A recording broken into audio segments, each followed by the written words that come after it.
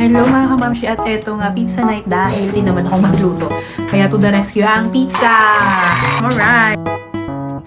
Sira na naman ang diet mga kamamshi. Ang sarap kasi.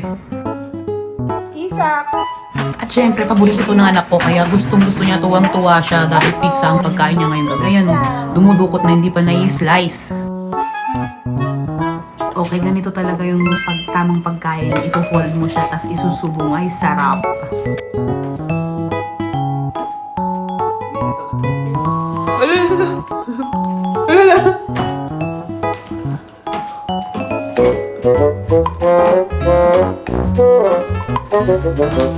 Pizza ko upuan.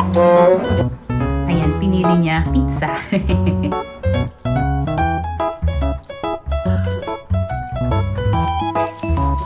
Yummy! Bravo! Busog na ako pero meron pang isang tira. Kaya, syempre, ako na naman ang kakain. Yan mga kamamshi, yun lang. Bye!